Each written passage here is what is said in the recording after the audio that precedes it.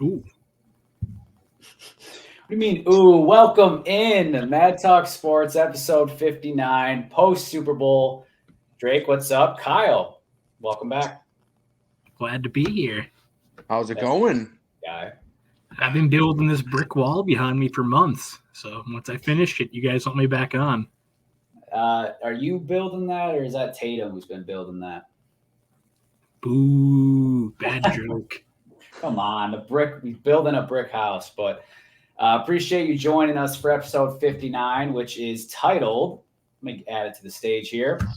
It is Sin City to Indy, because we're going from the Super Bowl in Vegas to the NBA All-Star game in Indianapolis. So the rhyme was a little coincidental, but I did want to incorporate that somehow into our overall theme here. But as that suggests, we got to talk Super Bowl. There's a lot to talk in the Super Bowl, but then we got to catch up on the NBA. That's why we brought in a Celtics guy.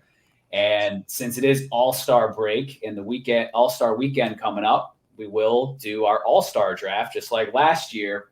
Might be a little harder now with 3 people, but should be a Might good be. team. And it's a little sneak draft, a little different. Yep. You got to do that like that with 3 people, though, for sure. Otherwise, someone's just getting rammed on the back. Yeah. Yep.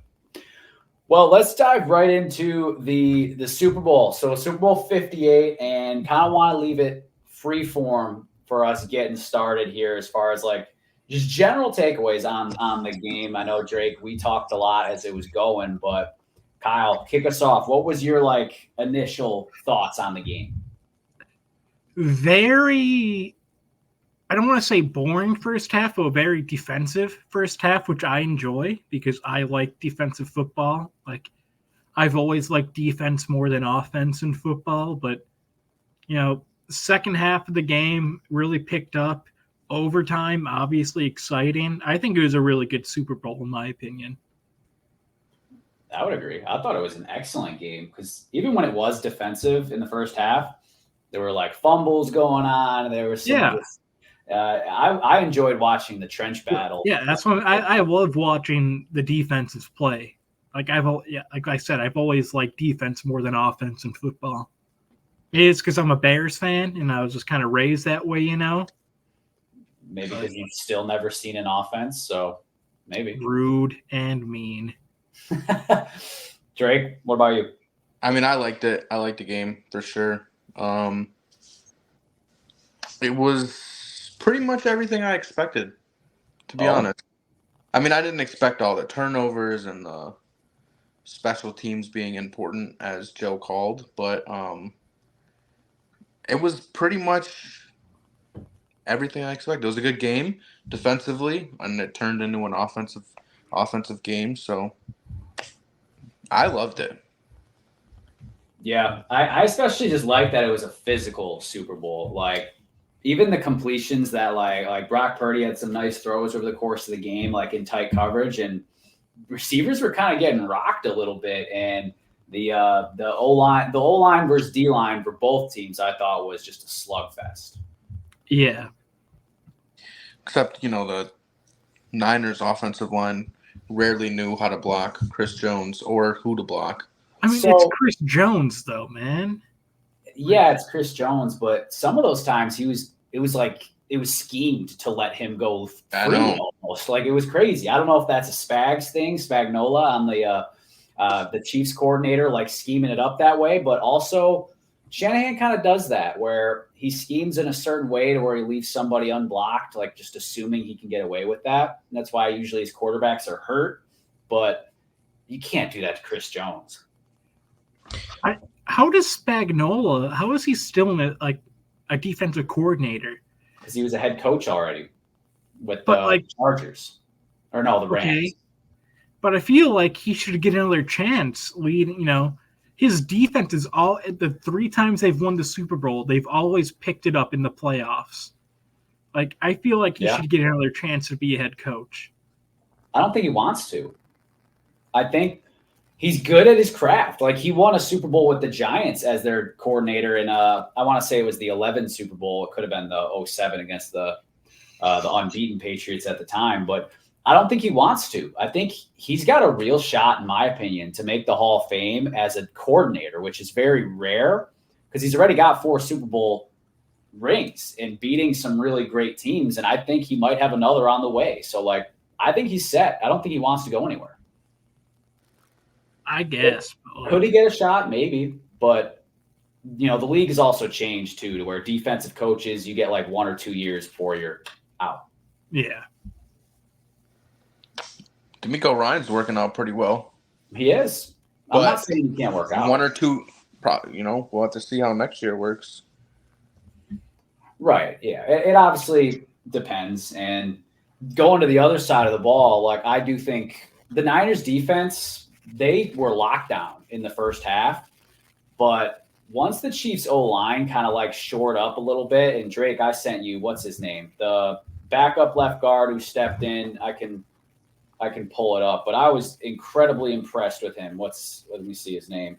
I know his Nick Allegretti. Nick Allegretti. So he stepped in for Joe Tooney, who's a all-pro left guard for the Chiefs. And honestly, the first couple drives, it was obvious he was getting his ass kicked. But then the rest of the game, I was watching, and he held his own against a very good Niners front. And the second half, it just seemed like the Niners defense was either worn down or they just couldn't adjust once the Chiefs started moving their chess pieces around. I feel like Andy Reid got into like a rhythm in play calling during that second half. Yeah. That like Steve Wilkes, who he shouldn't have been fired in my opinion. He got fired today. I don't think he should have, but like he couldn't counter those moves Andy Reid was making, Yeah, it kind of ended up looking in the second half like the Eagles defense last year, to where they just had no answers. So, I mean, that's Andy Reid is one of the best halftime adjusters in the history of the sport. So that was apparent as far as I thought the coaching, the Chiefs clearly had the coaching advantage on both sides of the ball.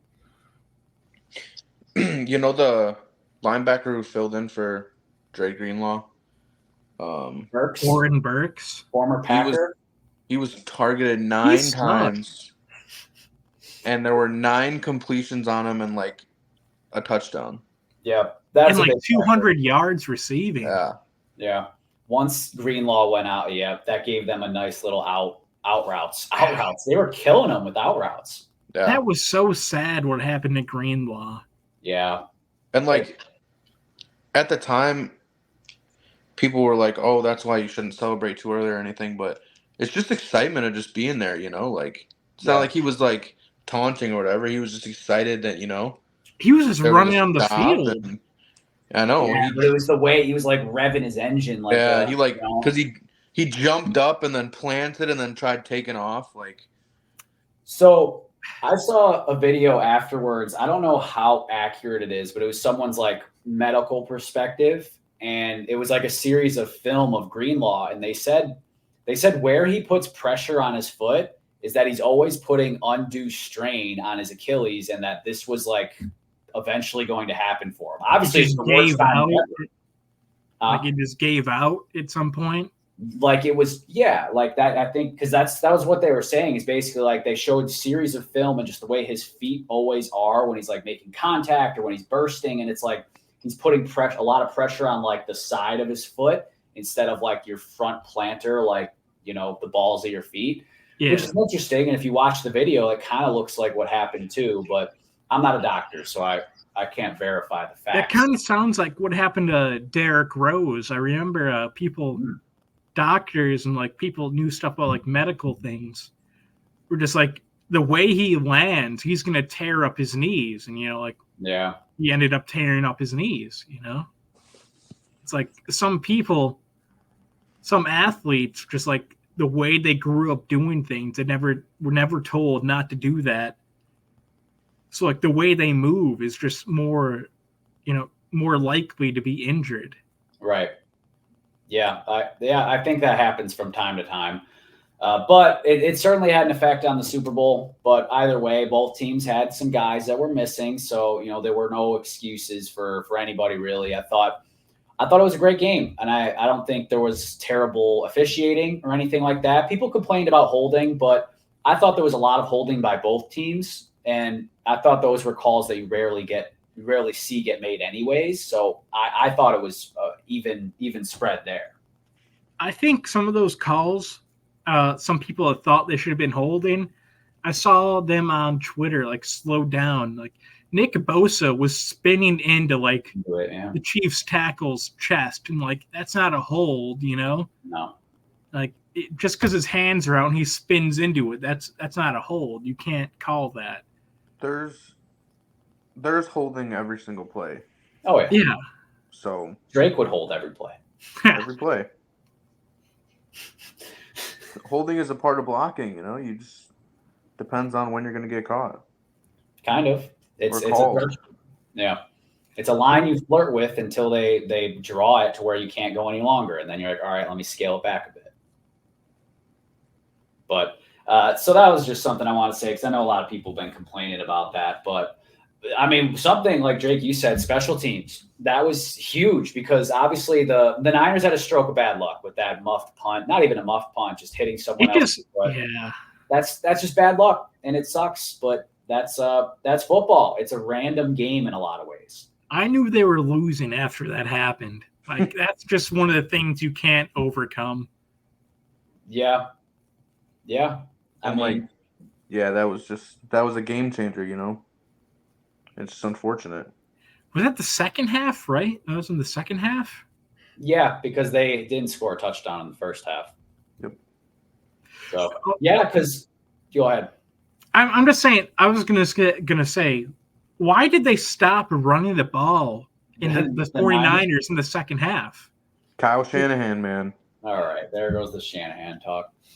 I mean, valid. We're all going to talk about Shanahan, Joe. We all feel like he fucked up in the second. We're going to get there. We're going to get there. I'm not saying he didn't fuck up. That's not what I'm saying. I'm just saying pump the brakes for a wee bit here before we get to our next portion. But as far as why not run the ball, I don't know if Drake, we talked about it, but it was pretty obvious to me that the Chiefs defense, after getting just, McCaffrey just railing them for 2 quarters, they said, all right, we're going to put 7 men on the line, and we're going to dare you to run it at us. And the Niners didn't call their bluff. The Niners were like, all right, let's keep throwing the ball into the blitz, and that just was not a good strategy for them. So should they have still ran the ball? Absolutely. Do I understand why they didn't? Slightly. I mean, you should still run it. Like, you should still – that's the same trap that the Ravens fell into 2 weeks earlier. Is they were like, they're loading the blocks. Let's throw it. I mean, the Ravens only ran the ball like 6 times. It's not really I don't find that comparable. What? You can't The Ravens only ran it like 6 times. Right. Yeah, no. I mean, I just mean from like what basically what I mean is you can't let the defense dictate what you're going to do as an offense. If you do that, you're the ones defending against the defense. And if that's the case, the game's over. So once the Chiefs got into that mode, it was over. You can't run a successful Kyle Shanahan offense without running the ball. You can't. I agree. I totally agree. And McCaffrey's their best player probably. So, and he was balling. Even that fumble, was just a great defensive play. It was just both running backs fumbling in the first quarter or first half was just. I mean, obviously it didn't play a huge role in the game. I mean, I don't know. They weren't game changers, but obviously it played a role. But that's just, I came on and I was like, yeah, both running backs are going to score 2 touchdowns. Well, they both fumbled. I said both were going to throw a pick, but only Mahomes did. I said Mahomes was going to throw more picks than Purdy. You did. You certainly did. All right, well, let's move along while we can then, I guess. Legacy and fallout, staying on the Super Bowl topic. So, Drake, you said Mahomes. We'll start with him. It's happening now that everyone's throwing the GOAT word at him. What do you think? Too soon? Kyle, you're shaking your head. Go ahead. It's way too soon. I mean, Brady has 7. He has 7. He made 10 Super Bowls. Way too soon. It's way too soon. Even Mahomes said it himself. Like, he's not the GOAT yet because Brady beat him twice in the playoffs and the Super Bowl. Like, it just 3 versus 7 is just not a good argument to me. Well, to be fair, Mahomes has only played 6 seasons, so it's like mathematically impossible. I mean, when Brady had 3 Super Bowls, he wasn't too far in his career yet either. Correct. But they were also very different. Same age. I'm just saying, like, he can't be the GOAT yet. I think he has to get at least 5 to be in the discussion. That's only 2 away. He could get that in another 4 years. Yeah, I'm not saying it's like unreasonable, but he needs at least 2 more to be in the discussion with Brady. Drake, what do you think? I mean, I'm not going to label Mahomes as the GOAT, but I've said it that I don't remember if it was last week, but Mahomes is the only person that can even touch that conversation. So You did say that.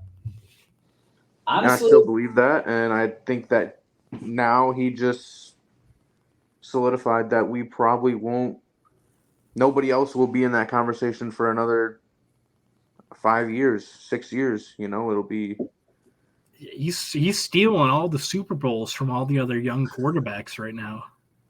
Well, yeah, and that's what people are saying is they're saying all of a sudden these other quarterbacks are going to look back at them like they're Charles Barkley and Patrick Ewing, where like you just couldn't win in the league at that time. Don't do Chuck like that. What do you mean don't do Chuck like that? I love Chuck. I like Chuck too, but you know, that's what a lot of these guys could turn out being is the guys who were all really good but couldn't win because they were in the same conference as Mahomes or the same league as Mahomes, period. Like the time he lost in the Super Bowl was to a stacked ass Bucks team. And honestly, in that, we remember that Super Bowl where he was doing Superman sidearm throws and getting its receivers' helmets, and they just couldn't do anything. They weren't a good team. And both his starting tackles were out of that game. I think people forget that sometimes. They do. The O-line was ass. And you can tell that was a point of emphasis after that. That Bucks defense was amazing. Best defense in the league that year. It was incredible. So it really was. But back to the Mahomes specific part of it. So, yeah, it's obviously too soon to call him the GOAT, but he is certainly on pace. He's at a way faster pace than anyone in the history of this league. He already has more playoff wins than John Elway, Terry Bradshaw, Peyton Manning, Aaron Rodgers, Brett Favre, Drew Brees. He's played 6 seasons, and he's gone to 6 or 5. Either way, he's gone to the conference championship. Every year he's been a starter, and he's gone to 4 Super Bowls and won 3 of them. And all those wins were impressive. In the first half of this last game, I was like, okay, if he wins this one, like I'm not going to be going too far. But honestly, a lot of those plays he made were just like GOAT-esque as far as like mentality. Just like you see he's got that killer instinct to him. Those runs specifically were impressive. Like anytime he took off with it, except at the end of the first half when he almost cost them a chance at a touchdown, or he did, but cost them some time. But in general, he just had a killer instinct all game, and it was really impressive. 4th and 1, and you're down. Patrick Mahomes, run for a first down. He wasn't going to give it to anybody else, you know. What do you guys feel about? How do you guys feel about the Niners taking the ball first? Good point. I was hoping this would come up. Stupid. I don't like it because the Chiefs knew what they had to do going into that series once they got the ball, you know? Like, they knew they only needed 3 points to tie. Like, I feel like taking the ball first, I don't know. With the new overtime rules, if you win the toss, defer. Yeah, yeah. Well, you, Joe, what do you think? So honestly, in the moment, I didn't think about it at all. I was like, of course you take the ball first. You want to set the tone. Now, in hindsight, people have said, okay, well, you gave Mahomes a target as far as what he's got to get, and you gave him an extra down. While if they got the ball first, you know, maybe they'd punt on that 4th and 1 instead of going for it. But personally, I have no problem with them getting the ball first. The thing I have a problem with them doing is, what was it, 3rd and 3 on like the 6-yard line when they had the ball, the Niners. You run that ball and then you go for it on 4th down and you score a touchdown. Like that's where I had a problem, was not trying to go to the end zone. Because that was a pussy move. Aggressive. Be fucking aggressive, like no half measures. That was my problem. I don't care that they took the ball first. I probably would have took the ball first. I want to set the tone. I get Mahomes is on the other side, but to Kyle's defense, Kyle Shanahan, not Kyle Celtics guy, the defense was probably a little tired as far as like the Niners, because they had just defended the Chiefs on their game tying drive at the end. So maybe that played into it a little bit. And you guys seen that all the players are like, we didn't even know the rules. Yeah. That's crazy. A lot of the Niners players didn't know what the rules were. That's sad. And obviously, like, even with the old rules, this still would have happened. But, like, the fact that if that's true that they didn't prepare for that, like that coaching didn't even go over the new rules with them. Yeah. What? Oh, I mean, for sure. I agree. That is the difference at the end of the day between Andy Reid and Bill Belichick and whoever you want to throw in that category versus everyone else, literally, because those guys, those elite guys, they are preparing for what you're not expecting so that you can expect the unexpected. Like, they're teaching the details. It's all about the rules. It's all about the small things. Like, you can see that with Andy Reid teams as of late, not early in his career, but in the second half of his career, like, you see that. If you saw like the mic'd up stuff, all the Chiefs players knew exactly what was going on during overtime, and the 49ers did not. And all the Chiefs players were like, oh my God, they took the ball. Yeah. Like, if they want to take the ball, then we're doing this. Like, let them have it. And the guys on the Niners sideline were like, did you know that if we score, they still get the ball? Yeah, that's embarrassing. Like not to the coaching failure, but the players, like, come on, dude. We know this. And Kyle's been working on a brick wall for the past year. Yeah, man. What do you think I've been doing? I don't. Like, you like the players had to have seen that, on some sort of social media or somewhere. Like, you had Harvard guys like Juszczyk being like, I don't know the rules after the game. It's like, what the fuck do you mean? Like, there's alcoholics in like Kentucky that know the rules of the game better than you do, It's fucking crazy. Like, you're in the Super Bowl. Know the rules. Yeah, I totally agree. So that's a little embarrassing. Now I guess we're on the Shanahan front. So you guys obviously, I think I know, like, do you think the heat is deserved? Like, do you think he can't get over the hump? Yeah. I like Kyle Shanahan. I really do. I love his coaching style. I love his scheme. And I like the Niners, but even just talking about this overtime rule, that right there shows a lack of something in the locker room. Getting away from even if they're stacking the box, you don't get away from your point, like your scheme. You don't get away from the best running back in the league, the best player on your team, and start throwing anything at them, anything that you can think of to throw at the defense because, you don't know what to do because there's 7 people in the box. Run the ball, run your play action. And, he's unfortunately that's what he does. Big time, big game Kyle. That's a name. We talked about it last week that, this is what was going to happen, and it happened. Yeah. Honestly, it's easy to fault Shanahan, but like in the 3 Super Bowls he's coached in, he won against Brady and Mahomes. Yeah. It's hard to beat those guys, no matter what you do. And like, especially going into those games with like, I know it was Matt Ryan's MVP year, the year they played the Patriots, but such inferior quarterbacks. Yep. It's hard, like, yeah, I But mean, even- Jimmy G and Brock are serviceable, but like, they can't make the big play when you need it sometimes, No. where Mahomes and Brady can. Every time. Yeah. But even last year, like the way he handled Brock Purdy going down in the game against the Eagles, that was even questionable at best. I mean, that was like their fourth quarterback at that point. Right. No, but you got to try something.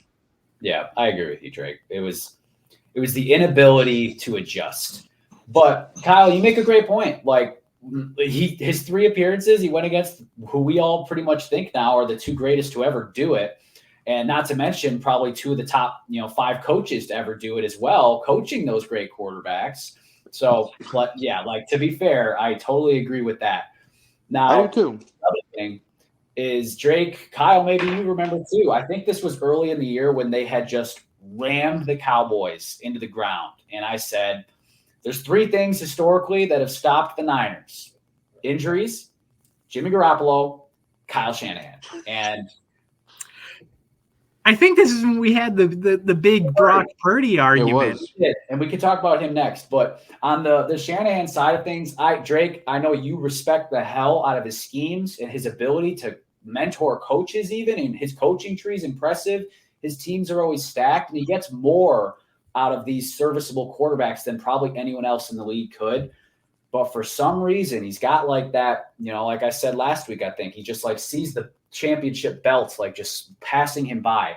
I don't think he can't win big games. I think he could have won and should have won all 3 of these Super Bowls. But for whatever reason, he always makes a big misstep.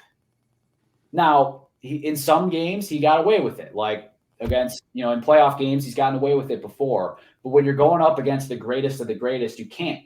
Now, if he went up against like the Bills in the Super Bowl or something like that, maybe they still win in spite of that. So it is a little bit of both. It's a little bad luck, but it's also a little straight up mismanagement. I agree with that. I mean, yeah, I've said what I had to say about Kyle Shanahan, and it is unfortunate that you go up against, 2 of the greatest coaches, 2 of the greatest quarterbacks, but you just can't be that bad at adjusting. Yeah. Let's talk about the quarterback, Brock Purdy, that side of things. So who wants to kick us off on the Brock? I still think he's good. Drake? That's it. I still think he's good. I still think he's good as well. All right. Well, I'm not going to be like a major minority in this one because honestly, I think in this game you saw everything about Brock Purdy. I think he played a B+ game. I thought he played pretty well. Like he played good enough to win. And if you think about it, he technically led 2 game-winning drives basically in that Super Bowl. Just the defense couldn't hold. So massive credit. He had a lot of really money throws, a couple misses, but anyone would. I'm not really going to fault him for that. So he had a lot of good. But there were some things where you saw limitations, like when the blitz got in his face, it's part of its size being like, relatively small by NFL standards where you can't like just hang in there like a Josh Allen, take the heat and deliver a strike to the slant. The end of regulation, their field goal drive, they sent the blitz and Ayuk was open, but Purdy simply couldn't see him. So he threw it to Jennings, or might have been vice versa. So there were some things where it was, all right, when they blitz him, he's limited. But that's not entirely his fault. I think Shanahan could have done a better job putting him in a better spot than that. So all in all, I think this was a perfect view of Brock Purdy. Like when things are going well, he can be really effective. He can be really good. And he's not going to be rattled, but also he's just not a special quarterback. So he's certainly serviceable and above serviceable to some degree. So I overall thought he had a B+ game. He's not the reason they lost. I think he's kind of like the definition of a system quarterback. I could agree with that. Drake, what were you gonna ask? Does him playing in the Super Bowl change how you have been feeling about him? What do you mean?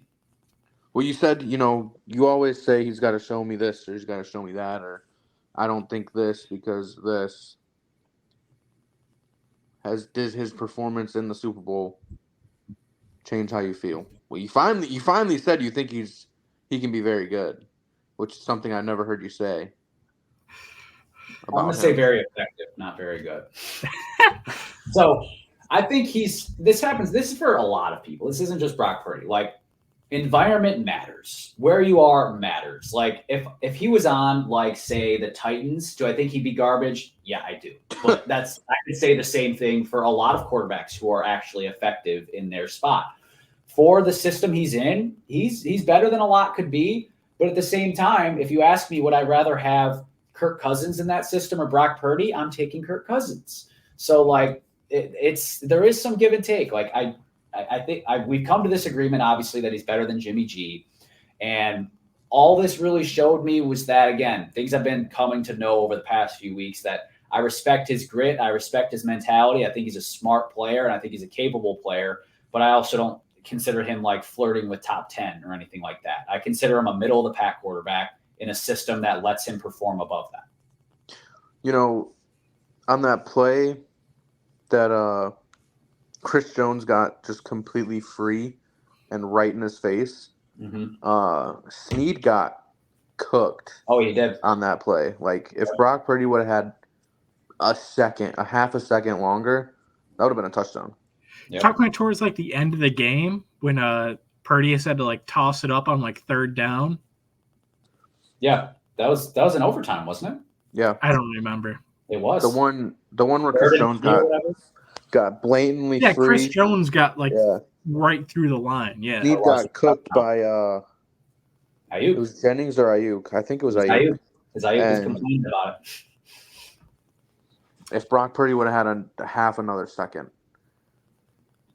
It's a game of inches and a game of milliseconds. That's what happens when you got one of the best defensive tackles of all time. Oh, Kyle. Maybe.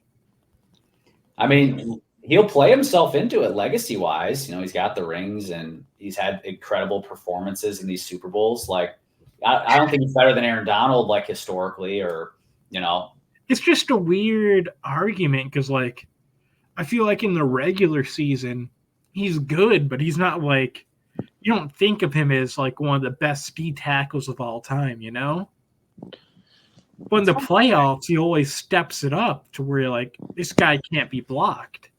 He's a dog, though, and I think otherwise. Like, I think that watching him in the regulars, he doesn't get the sacks, and that, That's but what he I'm gets saying, he gets the QB pressures. He forces QBs out of the pocket. He stops the run, and he's very effective up front. Yeah. He's the heart of that. He doesn't get the stats like Aaron Donald. Like, he doesn't get the sacks. I get that, but he makes the plays.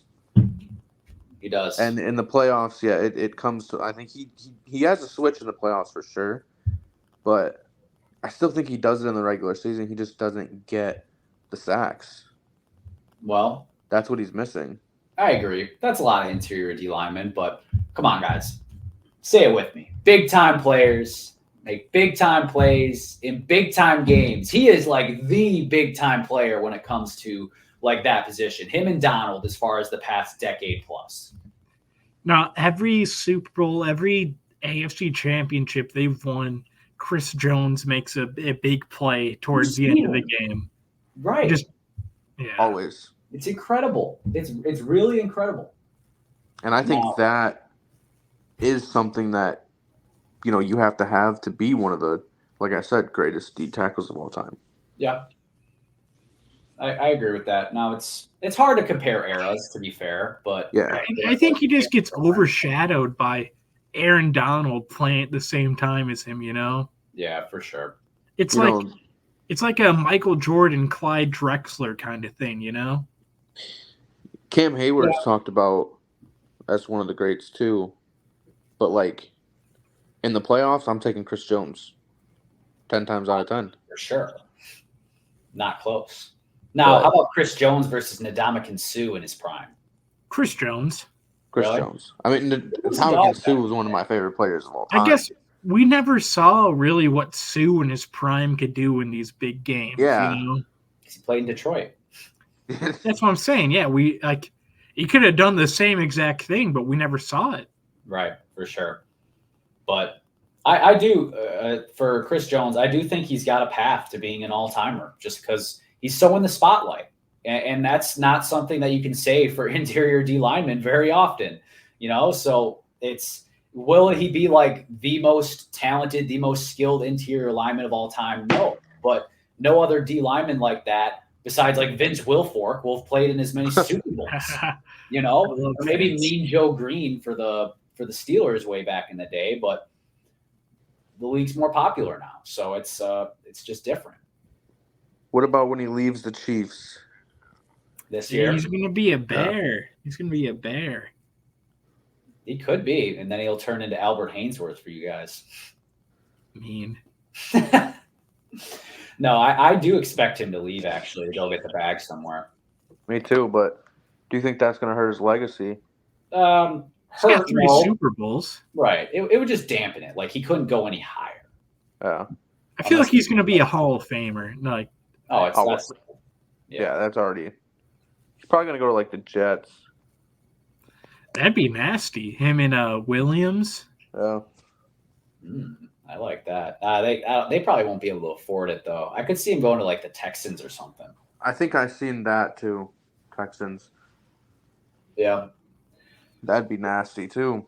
It would be. Him and Will Anderson, like. They have the cap space, too. They do. That's what they need. They need that and an offensive lineman. And I think they're good. They need Tunsil to actually be healthy for a full season. That they do. All right, let's pause from spurring off into other NFL teams. Any last Super Bowl takeaways before we pivot to basketball? I think I gave all my takes. Travis Kelce, greatest tight end of all time. We've talked about Gronk. We've talked about. It's not a debate. Gronk. When does that change? Never. If you go back in time and make Travis Kelce better. I don't care. There's no debate. In football, I am not a longevity guy. Like, I am about peak performance. So Pete Gronk was unstoppable. He was one of the best. He was the best receiving tight end and the best blocking tight end at the same time. Yep. So 2 more Super Bowls, 2 more 1,000-yard seasons, nothing. 3, 4, no, never.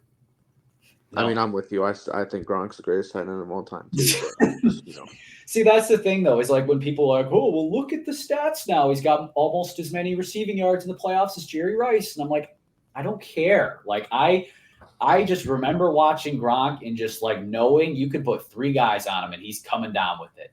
And fourth and 5 and you're on the 15, it's a fade to Gronk.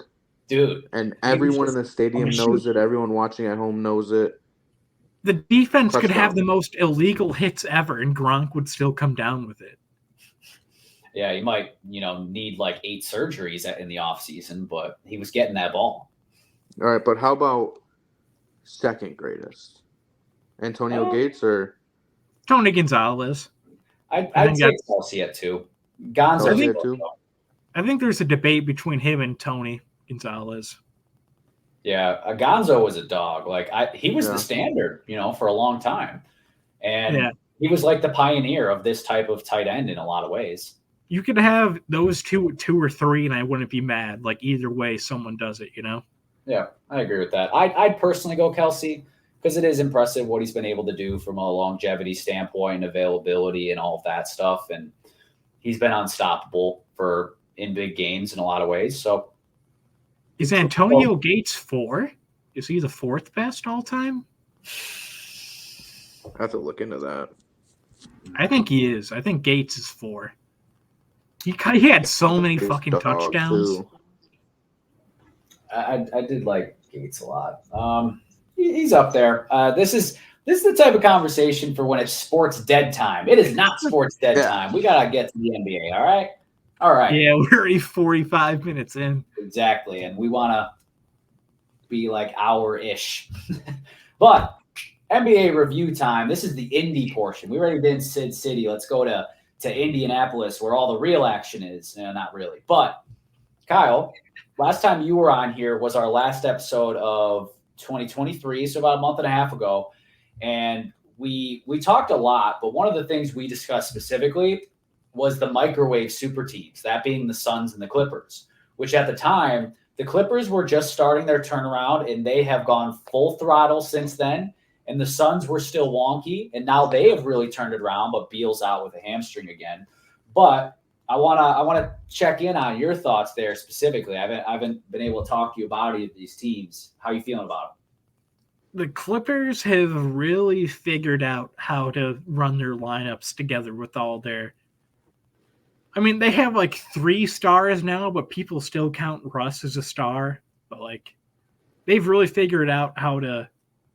Ty Lue's done a good job on how to play all those guys together. The best lineups, the best way to make them all effective.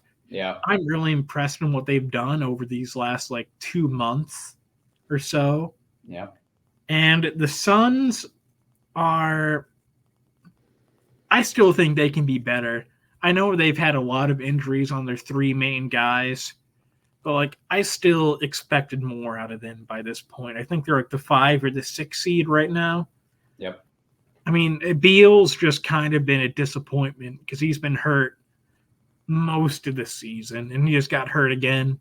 Hamstrings, those don't go away fast. They're kind of disappointing to me still. Yeah. I agree with that on the Suns side. Now they're lucky that they're not playing to be the number 1 seed anyway, and there's this jumbled up, just bunch at the top of the conference anyways. But the Clippers side of things, man, Kawhi. Talk about Kawhi. He looks like 2014 Kawhi when he was, towards the end of his time with the Spurs. Yeah, he's been playing really good. I think since December 1, he's been shooting 49% from 3. What Drake just say? I don't know. I said James Harden too. Yeah, he's been being a really good distributor, Yeah. Yeah. Kind of like in Philly. Everyone said that James Harden on the Clippers, there was going to be the James Harden effect, but they have. I mean, they started 0-6, and ever since then, they've had the best record in the league. I'm pretty sure. Oh yeah, they've really figured it out. Yep, they've been incredible. Shout out to Ty Lue, like you said. But yeah, back to Kawhi, dog. I mean, Kawhi, you guys probably both know. Drake definitely knows, but he's one of my favorite players of all time. Just the way he plays, he's just so disruptive on defense. I fucking love Kawhi. Great, I'm glad because he's just his game is just so. I just love it, even though his shot has 0 arc. It's just a liner, just lasers, and it's just impressive, the precision on that. Like, there is a very small surface for that ball to go through, and he's just money. I've never rooted for a team more than that isn't my favorite team than the 2019 Raptors in the finals. Yeah, that's fair. Yeah, 2019 Raptors. That was a special team. I don't think anybody in the country besides Northern California wanted anybody to win besides the Raptors. Yeah, that's something I saw after the Super Bowl was don't feel bad for Niners fans. They're also all Warriors fans. And they're probably Giants fans, and they had a fucking dynasty in like the 2010s. Yeah, no one's crying a river for, Northern California. All right, well, how about the ascending young teams? They've been staying at the top in the conference, and that's the Timberwolves and the Thunder, who Drake and I were really high on the Thunder going in, and I was not high on the T-Wolves. We talked about that a little bit last time, but what's going on there? Is it you think they're going to continue there? I think they'll both be – I think the Timberwolves – I think they can be the 1 seed. Thunder are going to be probably a top 3 seed. I think because the Timberwolves have more experience in the playoffs, it's like Rudy and Cat. I think they can make it farther than the Thunder, who have practically no playoff experience. And Shea in his first, I think it was like his first 2 seasons he made it, and never since then. Yep. So I think the Timberwolves are kind of more built for it. Because even Ant, who is young, has like 2 playoff series under his belt. So like I really think the Timberwolves can make some noise, like Western Conference Finals, maybe in finals if they have a good enough matchup.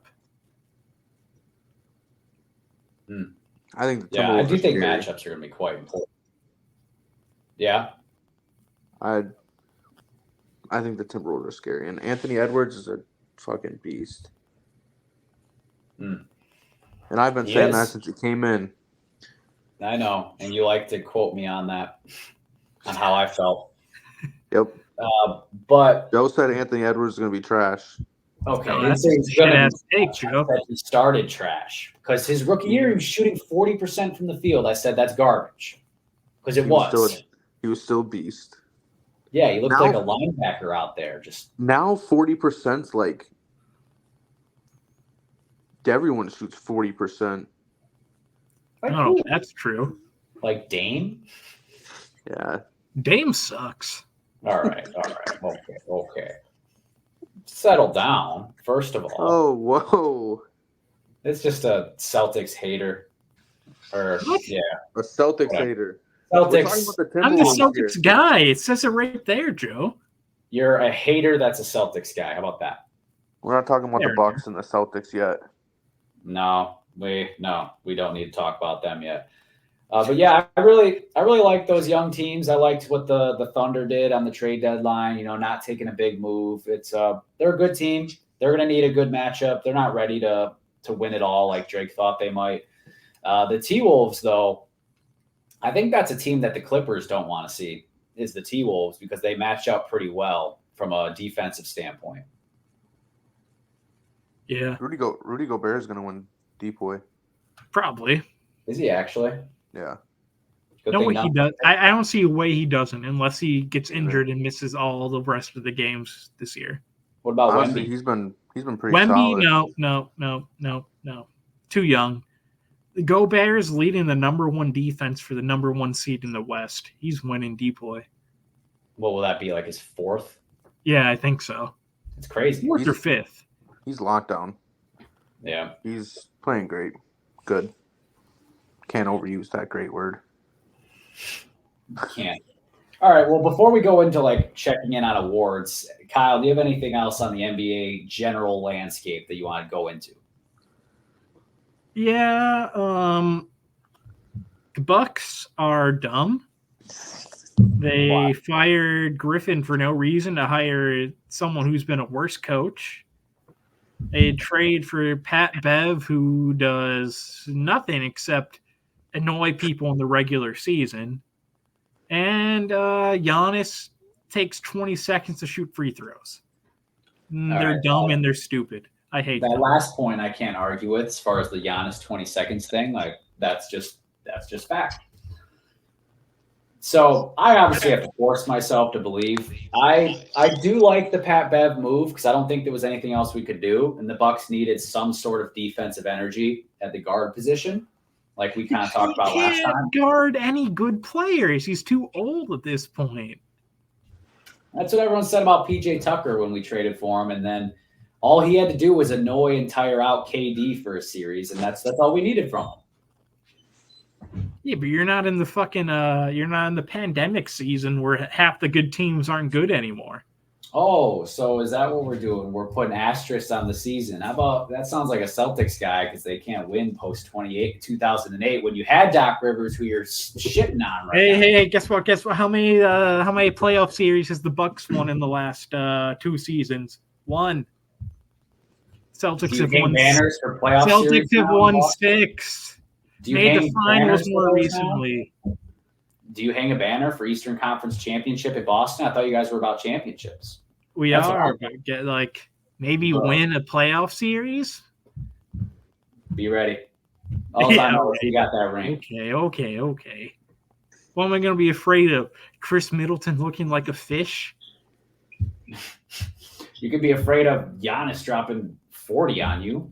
Yeah, well, no one else does anything, and Dame Lillard shoots 6 for 24. Heck, 8 for 24. All right, yeah, the Bucks are obviously going through a lot of growing pains, but to the point of firing Adrian Griffin, the team wasn't buying what he was selling. So if you lose the team, you're done. You're out. Like that's just how it goes as a coach. Yeah, but Doc Rivers. I am forcing myself to believe in Doc Rivers. So I feel sorry for you, man. hey, on the bright side, since he took over, the Bucks defense has jumped to the number 4 defensive rating in the league. So, well, having a 3-6 record. Well, when it was 6-3, but we had a bottom defense, everyone was like, "Oh, you're winning, but who cares? You don't have a defense." So we'll figure it out. We had one, now we've got the other. We're gonna put them together. Cavs are gonna beat the shit out of them in the second round of the playoffs. That's just you guys are both gonna lose to the Miami Heat, so it doesn't even matter. Oh yeah. Maybe they should make the playoffs first. They will. They're gonna lose to like the Bulls in the play-in or something. Close. That's what everyone said last year. Now, isn't it? Yeah, and they should have. And they're worse this year. Don't underestimate Jimmy Buckets, man. Hey, I love Jimmy. Kyle's afraid of Jimmy. I'm not. Jason Tatum is. They'll single-handedly beat both of your teams. We got guys, Porzingis now. We got Porzingis and Holiday. All right, Holiday's a dog. I'll give you that one. All right, well, this wasn't supposed to be a Bucks Celtics segment. This debate can't be settled until April anyway, so I guess we're doing a little award check-in then. Okay? All right, well, what I mean by this is I did put in the rundown what everyone put preseason, or not preseason, but right before the season began, like the week of. For MVP, Kyle, Drake, you guys both put Joker. I put SGA. You running that back, or you want a chance to switch that out? Jokic is the favorite right now. I forgot what reporter does it, but he sends out like a form to all the people who vote for MVP and all the awards, and Jokic right now is the favorite based on what all the voters are saying. So I'm confident on that.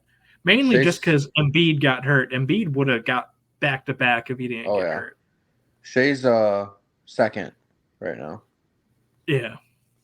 He is. But I'd have to hold that because it's like the equivalent of a stock you bought at a low price and it's kind of skyrocketed. And then everyone's telling you, like, yeah, you should sell now while you've got that money. But then I'm also like, but we're going to the moon. So I'm a hold, even though if Jokic misses any time, Shea will win for sure. Yeah. Yeah, because it's a narrative league, a narrative award. So yeah. What about for Embiid? I guess some we could have talked about. What do you think about everyone complaining all of a sudden about the 65 game rule for the awards? Do you think that's good? Like, do you think that's valid complaints, or do you think everyone's being a little soft? I think it's valid because if you don't play like it's at least 15 games missed or something like that. 17. You get before you're ineligible for awards. Like he's probably gonna end up missing like 25-ish games. Like you can't be the MVP when you miss almost 30 games. You know. Yep. If you miss, it's unfortunate if you get hurt and everything, but you can't be the MVP of the league if you're hurt. I agree. You can't come in and drop 50 points for a month and then get hurt the rest of the year and think you're going to be MVP. Yep. I totally agree. I think because you go percentage wise, 65 games it's not even 80% of the games. Like if you're missing a fifth of the games, it's like Drake, if you just decided not to go to work one day a week and then you're like, hey bro, where's my raise? Like exactly. That's how it works, buddy. Exactly. Hey, man, but you just chill as fuck if you do that. Do you get a raise for going to work, 3 days a week? If you're chill as fuck, maybe. All right. Well, now we're going to move to Depoy. So, Kyle, your preseason pick was Mobley, and then me and Drake both said Giannis. And It's going to be neither of them. It's going to be Gobert. Gobert for sure. Gobert for sure. I agree. I don't even know who's the runner-up currently. I don't know. I think it's Gobert matter. by so much that no matter. one's even talking about anyone else. I'm going to look it up. I'm going to go black for a second because I'm going to look it up. Let's take him off. Oh, shit. Mobley missed so much time that it was impossible for him to be in the run-in. He missed I think 20 games or something. Yeah. Is he back now though? I thought so. Yeah, he's been back for I think the last week or so. Him and Garland are back, so the Cavs are playing even better now. Chet Holmgren is second. Oh, really? Bam's third, AD's fourth, and Wemby is fifth. Who'd you say was third? I think it said Bam. Bam. Okay, got it. Bam's third, AD's fourth. Okay, cool. All right, well, good job, guys. We were all wrong. Coach of the year, though, Kyle, you said Spo. You had Eric Spoelstra. Me and Drake had Dagnalt. Yeah, you guys are going to get that one. Yeah. There we go. Spo, I thought the Heat were going to be like, oh, yeah, let's go, guys. Let's be good. Win in the regular season. Yeah, well, they didn't. And even though I think he's one of the best coaches in the league, he's not winning this year. Yeah, I agree with that. Yeah, I'm holding strong. Same. Or Ty Lue. I don't know. Oh, that's a good call. That would be interesting. I'm gonna hold strong. I feel like it's gonna be Dagnall. I mean, I feel like teams that are stacked, the voters kind of don't, like the Celtics and Clippers. I mean, Ty Lue and Missoula aren't going to get a lot of votes. What about not eligible? Sorry. What about Thibodeau? That's fair. Maybe Tibbs. I mean, they are the ones. I get JB Bickerstaff for the Cavs, 2 seed in the East right now. You could be a potential. Fair. You could be in there. Yeah. There's some good runners, which that doesn't always happen in the NBA where there's multiple Coach of the Year candidates. Honestly, so, I mean, some years they're just it's random. They're like, who the fuck is this guy? Yeah. Yep. I honestly think those three are probably who I'd say. I mean, maybe if Chris Finch from the Timberwolves, he could be in there. Maybe that's a good call. Actually, good call. There's some players in there, but I still like having Dag in there. Yeah, I think he's gonna win it. There we go, Drake. We're doing well. Rookie of the year, Kyle and Drake. You guys both had Chet. I was the only one to say Wemby. It's gonna be close. Chet looks like a good pick. Until a month ago, then Wemby was like, I'm gonna be the best rookie ever and just block 8 shots a game. I think Wemby's gonna win. Wemby has slipped away with it for sure. Yeah. Chet was holding strong for a while, but now Jalen Williams is the clear-cut number 2 on that team. Yeah. What's he averaging? 25 or something? The last couple weeks he has, yeah. Yeah, that's. I do, like I said, I think Chet was holding strong. There were multiple weeks where they would go back and forth 1 and 2, but Wemby's just consistently pulling away with it. So Wemby's going to win for sure. Yeah, I agree. Unless he gets hurt or something or whatever, but you never know. But that same could be said for Chet. He did miss all of last year, so that's kind of random. But most improved, Kyle and I both had Franz Wagner, which I like that pick, and Drake had Bridges. I think Mikal Bridges, I would imagine. Yeah. Yep. It's gonna be Kobe White. Oh. I actually have no idea what this award is going. I don't think it's going to be Wagner. I think he missed 2 or 3 weeks. So I don't know if he has enough to be voted in for it. But this is a really hard award because someone random could just go on a streak for these last 2 months of the season, scoring high 20s a game, and all the voters be like, oh, I want this guy to win. It's this one I think is the hardest award to pick every year because the criteria changes every year. Is an all-star becoming a superstar? has become like a regular player becoming an all-star, it's hard to figure out how they vote for this award. I think that the year, I agree with you because I think the year Brandon Ingram won, I think Bam should have won that year. Because Bam was nothing the year before and then was an all-star the next year, but Brandon Ingram just took that next step and he won it. But I think this year it'll either be Kobe White or Maxey. Yeah, probably. I think Kobe White though, Kobe White's having a phenomenal year. I think it's because his team's not so good that he might not get the votes, Maybe. That's true, but he averaged like 6 points a game last year. Yeah. He'll probably be the one who statistically deserves it, but doesn't get it. Yeah. It'd probably I could see Maxey though, or Brunson. Brunson should have won last year. I think Markkanen won last year, but I think it should have been Brunson. Yeah. But see, Brunson's another one, like you said, Kyle. Like he was good last year, and he's just taking another step this year. But like, so is it most improved, or is it who's the best player out of the bunch? I don't know. Yeah, I think it's mostly, again, it's a narrative award. That's just what the NBA is. It's narrative awards. But sixth man of the year. I hate my pick. I had Marcus Smart. Drake had Chris Paul. Kyle had Trey Murphy.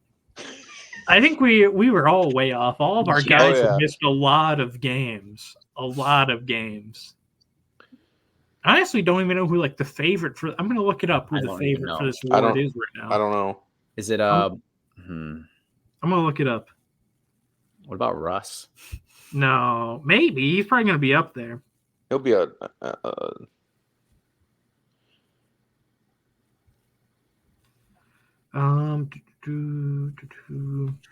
right now.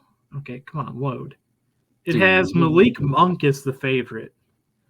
Then Tim Hardaway and Norman Powell. Tim Hardaway, I could see. Tim Hardaway's having a good year.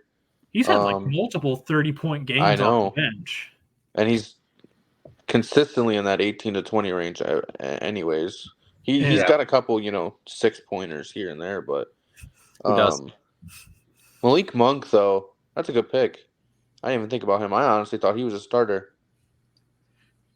He probably would be for any other team, but like the Kings are just kind of they already got De'Aaron Fox at his position. Yeah. Kings are still kicking. All right. Last one though for our finals picks. Check out the variance on this one. So Kyle, Celtics over Lakers. Drake, Thunder over Bucks. Me, Bucks over Suns. Well, I got the best team in the bunch. The Bucks won't be there. I know that. Yeah. I got the best team in the bunch. Won't be there Celtics. either. Lakers, they're not going to be there. The other LA team, can I switch it to that? Celtics over Clippers? Celtics would lose to the Clippers, sorry. In what universe are you watching basketball in? The one where I know that Jason Tatum isn't clutch. Dude, The Celtics might lose to the Knicks. Celtics might lose to the Knicks, according to Drake, or the Heat. You guys might get the 8 seed Heat this year and know how it feels. Now we're going to get the 8 seed Magic and beat the shit out of them. They suck. Wow. Yeah, you would.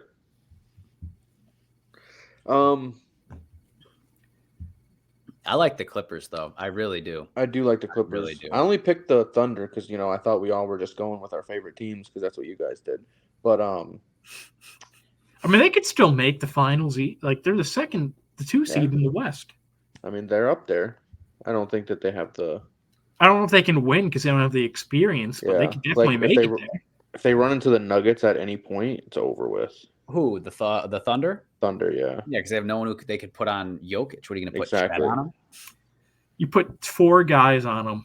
Actually, all 5 guard him at once. No, Shea's got to guard Jamal Murray. Yeah, 4 the 4-1 defense. I could honestly see the Nuggets making it back. I mean, they won last year pretty easily. You could definitely see them back. Yeah. And they had the same team. Except Bruce Brown, but Bruce Brown. pretty much. Yeah, I think for me, I mean, I'd definitely take out both of my teams because give your new pick. They're not getting there. But Clippers are Nuggets. Clippers or Nuggets for sure. And then I don't know from the East. The whole East sucks. Whoa, we got the best record in the league. Yeah, and guess what? You can't win in the playoffs, buddy. Where did this narrative come from? They do nothing but make conference finals and then the finals. Where is this narrative coming from? Bro. You would think we were the Sixers or something. You can make it all you want, but when was the last time you won Shanahan of basketball? When was the last time you won a finals? You know when. And how many times have you've made it once since? Twice since. That's true, yeah. Congrats. You can make it all you want, man. But I'm not gonna not enjoy it. Oh, for sure. I mean, it's definitely, you're still in a prestige spot as a franchise. But you guys are beatable. Yeah, all I'm saying. Maybe not this year. I don't know. You guys kind of live and die by the 3 all of a sudden. That's not true. We have the highest post-up rate in the league.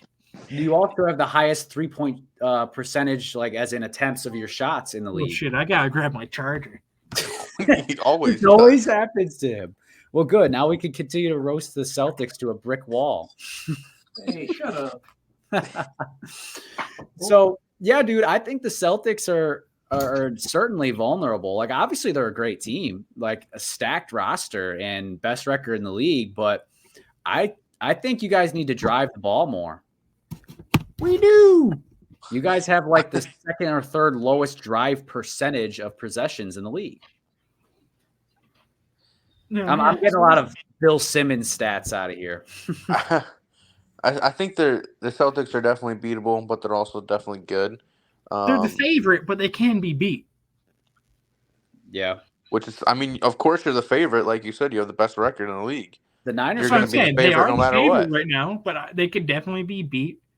I think not until the finals. I think the only team we have to worry about, only 2 teams we have to worry about are the Clippers and the Nuggets. Dude, I don't know, man. I'm not worried about the Heat. I'm not worried about the Heat. The Knicks have been on fire. I'm not worried about it. The Knicks have been on fire. I ain't worried about the Knicks either, though. The Celtics, they should be the favorite. Worry about them, Joe. What?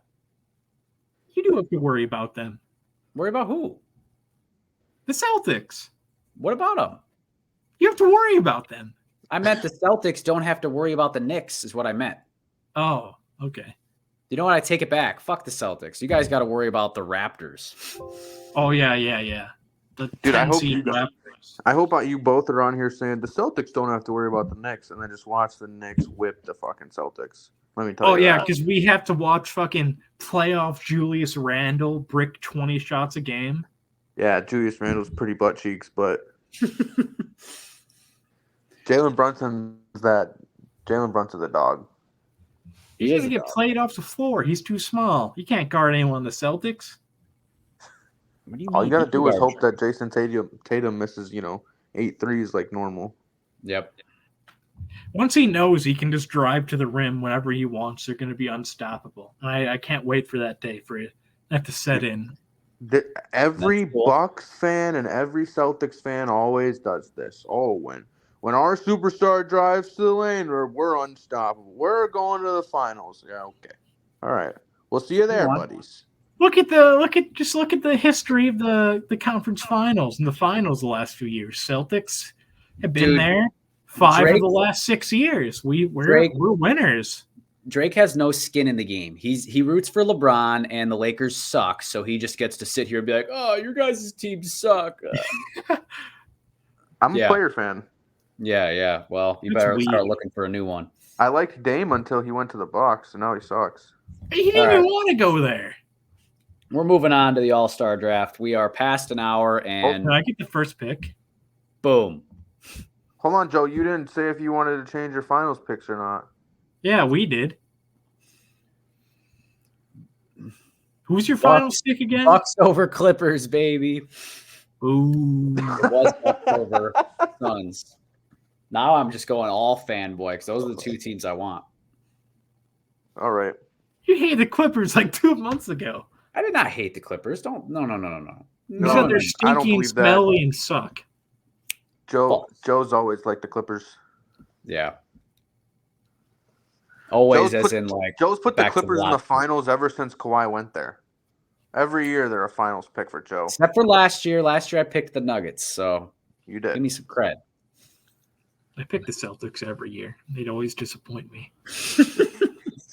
Can't wait for another one of those years. All right. Moving on to our final segment of the day, and that is a draft for the All-Star game. There are 26 players eligible. We've got 3 teams to draft here, which means whoever goes last will be able to draft a non-All-Star. So that everyone. There goes Drake. Yeah, well, I have to look at the roster, so you're gonna have to deal with me going dark. Oh shit! Right. I forgot. I'm gonna have to look that up. All right. Well, then who? You know what? I want to go first. Kyle's first. It's snake order, buddy. Do I get to pick injured players or no? Yes. Everyone's healthy. Well, Drake, I'm just picking second or third. I don't care. All right, Drake's second. Of course, you want back to back. Yes, sir. I'm just taking Jason Tatum first overall. I don't know what the draft is for, but I'm just taking him. What do you mean you don't know what the draft is for? Is it just like who do you think's going to be best in the game, or you're drafting a team to compete against our teams? In what sense? So last year we did it. Ask people to vote on it. Yeah, say who's going to win. Last year we did it. Whoever scored the most points. So is that not this year? But not this so? Is year. It just try to draft the best team? Yeah. You're playing fantasy basketball right now, basically. Kind of. Well, then I'm going to take Luka. Didn't you just take Jason Tatum? Well, I didn't know how the draft worked, so I took Luka. He doesn't. He's not he's letting his actual suspicions that Tatum is overrated leak through. I don't think Tatum's overrated. Luka's just better than him. He is. All right. Well, Luka's off the board. Drake's sad. Yeah, that's usually my pick. But I'll just take, I'll take Shea, of course. Wow. Obviously. Jesus. You guys. Well, that kind of sucks. All right. I'm going to take, I guess we're all taking our guys. Like, give me Giannis, and then I'm going to take Jokic.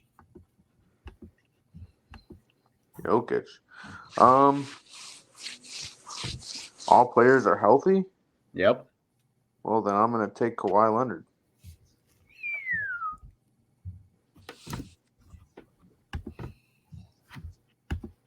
Is it my pick? Yeah, you got back-to-back, buddy.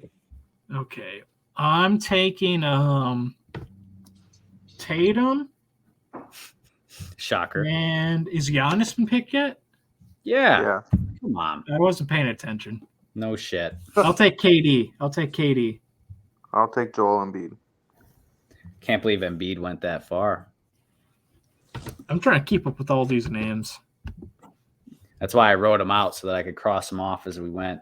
I didn't, so that's why I'm dark screen right now because I'm going to ask you a few questions through this, Joe. All right, I'm going to go LeBron. All right, and Steph. God, motherfucking dude, my dude, I'm about to win whatever voting system we have just because I have all the name brand players. Who do you have so far? Giannis, Jokic, LeBron, Steph. Damn. Dude, I got fucked with this goddamn stupid second pick. I'll tell you that one. You picked it. No, I didn't. I said I don't care. I said I don't care. Silence is compliance. I'll take Donovan Mitchell then. Ooh, D-Mitch. Kyle, you're up back to back. Okay. I'll take Jaylen Brown and Bam. Wow. All right, I'll take AD. AD? Yeah. All right, I got to catch up. Okay, well, now I got back-to-back. Give me Anthony Edwards. Fuck. I didn't even see him on there. Fuck. This is great. Are you guys even trying? That's who I wanted. I can't keep up with this goddamn stupid list. Yeah, you're the one who wrote all the names down, Joe. That's to the winner go the spoils. All right, who's my sixth man though? Give me Stupid fuck. Give me Brunson. Oh. Fuck. All right, I'll take Tyrese Halliburton. That's good. He slipped. All right, am I up again? Yep, back to back. I'll take. Has Booker been taken yet? No, he's still out there. I'll take You'll Booker and Cat. Fuck. Nice. I don't want Cat. I'll take a guy who should have been a starter anyways, Trae Young. Why should he have been a starter? Because he's better than Damian Lillard. Yeah, but he looks funny. That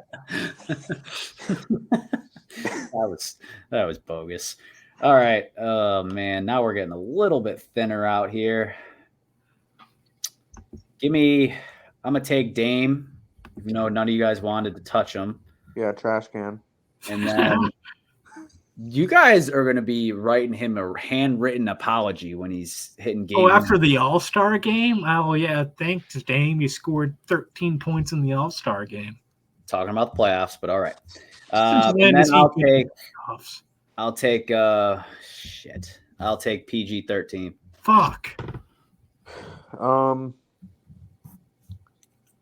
I'm gonna take this guy because he's very slept on. Nah, I gotta take Maxey. Okay. Kyle, you're up. I'll take Paolo and Scotty Barnes. Fuck, I do not. All right, I guess I got Julius Randle then. Is that all the players? Have everyone been picked? Yeah, unless Drake, if you want to be the one who takes a non-all-star instead of Randall, instead of me doing that, you can. What does that even mean? There's only 26 all-stars, and but is he supposed by 3. Pick someone not in the game?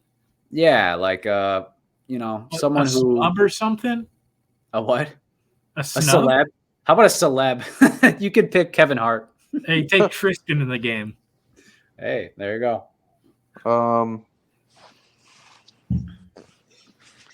Yeah, I'll take Victor Wembanyama. Should have been there. Should have taken Porzingis. Never forget that Drake was the biggest Wemby hater on the planet. I still am. Yeah, and I'll take Julius Randle just to make sure every All-Star has been taken. I think Drake took Randle. No, he did, and then he decided he didn't want Randle because he hates him. I hate Julius Randle more than I hate Victor Wembanyama. You guys ready to hear your lineups? Yeah, you'd write them down? I see mine. I've been writing them down. Kyle, you went Luka, Tatum, KD, Jaylen Brown, Bam. That's your starting 5, unless you were switching out these other guys. Pretty good, starting 5. Your bench is Book, Cat, Paolo, and Scotty Barnes. Yep. Drake, starting lineup, or at least your first 5 picks. Shea, Kawhi, Embiid, Spida Mitchell, Anthony Davis. That's off the good. bench, Halliburton, Ice Trae, Maxey, and Wembanyama. We're small, but we're feisty. Good thing you got AD and Wemby and Embiid. What are you talking about small? It's just you only have one wing. That's the problem. Who's his one wing? Kawhi. Oh, that's pretty good for one wing. It is, but he might only play half the game. I'll put Donovan Mitchell out there. Yeah, that's Kawhi might not even play in the All-Star game. Yeah, well, obviously Embiid isn't either. So, like, we're playing in the land of make-believe, like the one where Celtics win championships. Hey, man. I take it. He won 1 against the Celtics in the playoffs in his career. I mean, 1 and 2. He's 1 and 2. He's 1-0 in the finals. What's your team? All right, my team. Giannis, Jokic, LeBron, Steph, Anthony Edwards. Off the bench, we got Brunson, Dame, Paul George, Julius Randle. You got the name team, but I think my team's going to put up numbers against your guys' teams. We got nothing but switchable defenders. We got nothing but Giannis yamming down your brain, Jokic passing to Bam owns Giannis. Not when he can pass it out to Steph to drain threes. Who you putting on Steph? Luka? Good luck. That's different. I mean, in real life. I mean, let's talk about the actual best defensive player in the league. What do you say? What? I got Anthony Davis. That's all that matters. I heard like 3 of the last 50 words you said. He said Kyle's team is the best. And I'm back? Yeah. You are now, yeah. Yeah? All right. Welcome back. What did you say? I don't remember. Something about Anthony Davis. Something about his team being aggressively mid. I'm going to set up a bunch of bots to vote for my team to be the best team in whatever vote you do. Now I got to put forth the effort to, actually getting that out there so everyone can vote on it. Since we're recording a little late in the week here, but that was a fun draft. 3 people made it a lot harder. All-Star weekend starts tomorrow. It does. Yeah, but it's all the dumb stuff tomorrow. It's like celebrity game, right? Celebrity game and like the rookie sophomore game. Yeah. Yep. That's all right. Still some stuff if you got free time. I probably won't watch, but maybe I'll check in. I watched the replays of like the dunk contest. Just had to pull up the cover here. All right. We are not way from now on, probably. No way, dude. We got draft and stuff and free agency coming up in a month. We ain't done. I won free agent prediction. I think the Bears are going to sign Chris Jones. I think one Justin free agent Fields position is going to be a Steeler. Who? Justin Fields. Probably. That would be strange. Eddie Jackson is gone. He's no longer a Bear. He got cut today. He'll probably Justified. be a Steeler too. All right. Him and Cody Whitehair both going to be Steelers.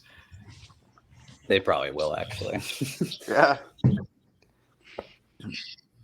Okay. Well, guys, that's a wrap. Episode 59, Sin City to Indy. Drake, thanks as always. But Kyle, appreciate you coming back and having some Celtics Bucks banter, as it always ends up turning into, no matter what. It wasn't even on the docket at all. And yet we talked it for a good 15 minutes. I just like to argue. I am well aware of this, Kyle. But we appreciate you joining, helping us go through the NBA and the Super Bowl. But that's a wrap for today. And thank you, everyone, for joining in. As always, make sure to check us out. Give us a follow on Instagram, YouTube, and Spotify, all at Mad Talk Sports. We'll see you next week for episode 60.